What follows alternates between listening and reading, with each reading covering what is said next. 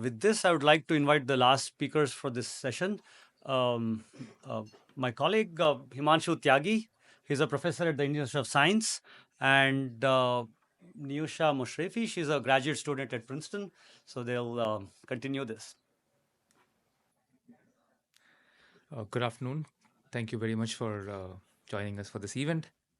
So far we have been talking about Pramod made a very nice spiel about how we need to open up the open AI economy, take it back to where it was in 2019, and where things were open and you could build, you could teach from Open AI Gym and play around with it until the real value of AI was discovered.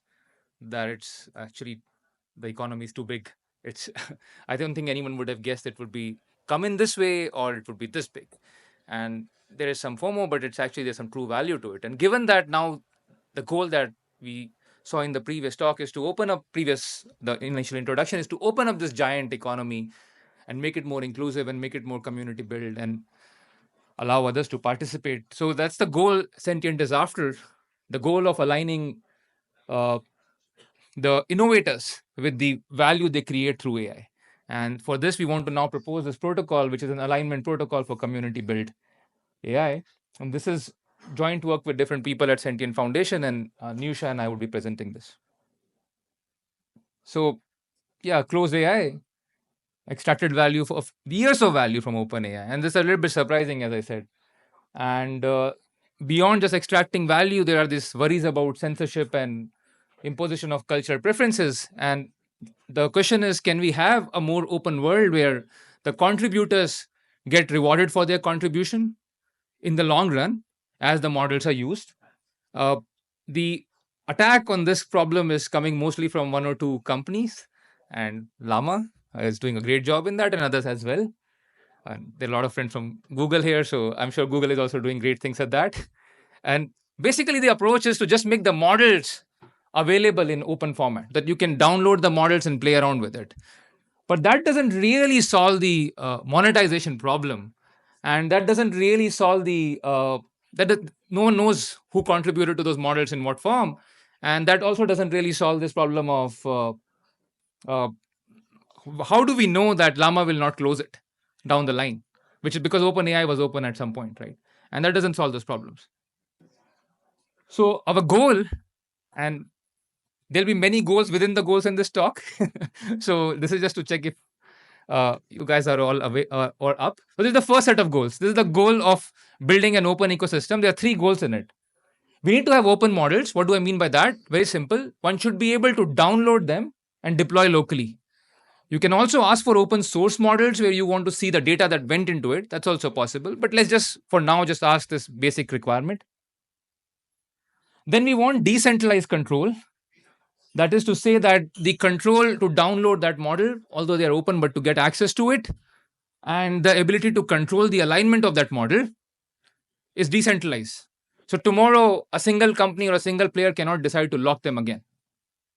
And last but not the least, we want monetization of those models. So the contributors who help build those models by giving data, by fine tuning, by filtering data, all of that, uh, get rewarded when those models are used. When they make it big, they get rewarded for that. And this should happen in a trust-free manner. You don't have to rely on a centralized player to do this, and it should happen in a trust-free manner. These are three goals with which we wanted to set up this open AI ecosystem, and that was the goal of the Sentient protocol. So this is the first set of requirements: open models, decentralized control, and trust-free monetization. So Sentient is on this goal. We want to build this kind of community, this kind of ecosystem, and that's the problem Sentient protocol is trying to solve. It's an alignment protocol to align the incentives with the AI innovators, so they can freely innovate, so that they can get rewarded when the models get used. And we will see in this talk how OML, which we have been hearing about in the previous two talks, how that can be used as one of the key primitives to enable this kind of monetization. So this is a very simple picture. It doesn't work. So you can see that it's a simple picture where you see that this AI builders, we're calling them sentient AI builders, they contribute to models by providing data, by fine tuning, by filtering, and those models come to the sentient platform. And these models are then downloaded by we're calling them AI users, but these are actually application builders who build further applications on them and deploy them locally, maybe internally for some enterprises. And these models are used. As the models are used, the goal is that the people who originally contributed, as they're used, they get rewarded. And this sounds like a magical requirement that if you're given a model, how can we reward them again? How can we track the usage? And that's why this OML primitive is very important. And to do this, there is a protocol which tracks the usage as it happens. And it when it tracks the usage, when it sees the usage, then it rewards back the original contributors. Andrew already pointed out that if you are able to deploy these models in a TEE, then that usage can be tracked because you can enforce the code to track the usage. And con- once you can track the usage, then you can do everything you want as long as the contributions are recorded on a contract, right? And the next, this can be done through TEE. That's great. But the other option here is what Siwong presented in the previous talk, that can we do it using this AI native cryptography? And so that's the proposal that Sentient Protocol is making, that we will try to use that OML format, which Siwong presented. These OML nodes will take this original model and convert it into this new format, and it will be given in that format so that when people use these models, the protocol can track its usage. So let's see how. We just saw this OML definition. Open, there's slightly different, maybe a more dumbed down interpretation of OML, but relevant for this talk. So open, so you can download and use. A second set of requirements, okay? That was ecosystem, this is the OML requirement. Second, it's monetizable. Here, I'll make it very simple. Monetizable for me is that when they're used, I can track its usage. That's it. That's my monetizability requirement. And loyal, now loyalty is, Pramod gave a definition of loyalty in terms of alignment, in terms of a broader requirement. Here, one can make it very simple that it doesn't even work, okay, if the protocol is not allowing it. It's not about just tracking, it doesn't work. It just stops working. So in this first proposal, which we are calling OML 1.0, which is based on this fingerprinting, we will not be able to ensure loyalty, but we will be able to ensure openness and monetization.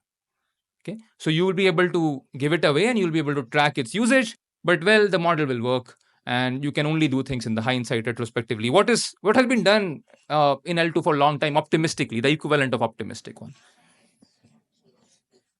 Okay, so here is how this would work. I'm just quickly showing, because this sounds unbelievable, so I'm just quickly showing how OML can be used to do this. And then in the second part of the talk, Nusha will take over and talk about the general protocol that will build around this. Okay, so here is how we propose it can be done. So you take a model and the protocol in some decentralized way converts this model into this new format, just calling it m.oml. So what we do in this at this time is that this specific fingerprints, which Siwong showed through this backdoor attacks, are embedded in the model. And the fingerprint themselves satisfy certain cryptographic properties that can be used to prove some things later. And then a user downloads it and hosts the model. It's running in some service. And anyone else who's using that service, the circle here, it's a user who comes, they are sending these natural language queries, getting responses, and they can see the model working. Okay, that's the normal path. To enforce that, we can always track the usage. What we require is that for each and every query, and this can be batched, batching is not an issue here. For each and every query, you send back a request to the protocol, and the protocol must sign back and send the request. And only then the response must be given. Okay, that's the requirement. This is the normal path. If everyone follows what they're supposed to do, then that's what they will do. The AI user will send a request to the sentient protocol, some decentralized protocol, and the protocol receives this request for these queries, a batch of it, it signs it, sends it back, and that's when you should allow the user to access.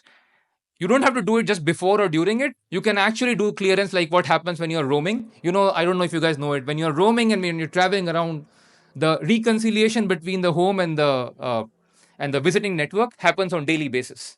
No one trusts anyone. So that kind of reconciliation can be done. You can send the bill that today these queries were obtained. Here is a hash of all those queries in a Merkle tree, and this guy can sign it and confirm it. And the certificate is sent back and everything is good. Now, suppose this AI user tries to be malicious and does not send things for sign. So what happens then? Let's go to the adversarial path. So as I said, we are following in OML1 an optimistic approach where we have this network of watchers who are bounty hunters. Simple. Their job is to find this secret R. So the way we have done this is that fingerprint that Sivang talked about, which we had inserted, actually the query corresponding to the fingerprint is a secret key shared between the protocol and the bounty hunters. Only they can recover it. Protocol knows it and the bounty hunter knows it. And the corresponding R is only known to the protocol. And this Q to the R mapping, Q to R mapping is tied exactly to this model which is sitting there. And the job of this bounty hunter, this watcher, is to come back with this R. And if it can show me this R, then I know that it has accessed this model, because there is no other way for it to know this R. The R was secret, only known to the protocol. And and when it puts out this R to me, I will check if in my previous batch this model AI user, the host, had taken permission for this query or not. If it has taken permission for this query, no problem. Things go on as usual. If it has not taken permission for this query, then I can slash some stake which I've asked anyone who downloads model to put. So I can penalize the guy, because I can now prove that an R was obtained for a queue for which no signature was there. So I can start a fraud proof, and this AI user, the host, gets a day to protest that fraud proof. How can it do that protest? It can show me a sign of the queue. It should have a queue if a sign of the queue from me, if it disagrees with the fraud proof.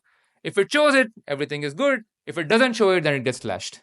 And you can build an AVS around it using EigenLayer. You can bring crypto economic security to this. That's the simple idea one can use. This is an optimistic one. It's open. Model was downloaded. It's monetizable, because if you don't do it, hopefully we have enough watchers. And this is similar to how watchtowers are playing a role in L2s.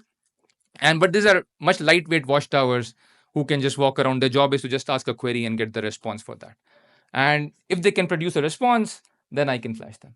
So this is the key idea through which we want to build this whole protocol, uh, where you can just freely distribute the models, and people can just use them, and these watchers are responsible for checking that no one is using them without permission.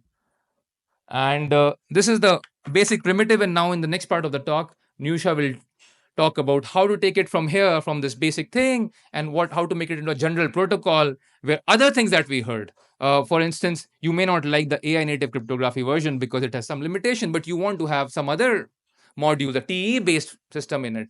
How do you take it and make it more general and a full protocol? So next part, Nusha will give presentation.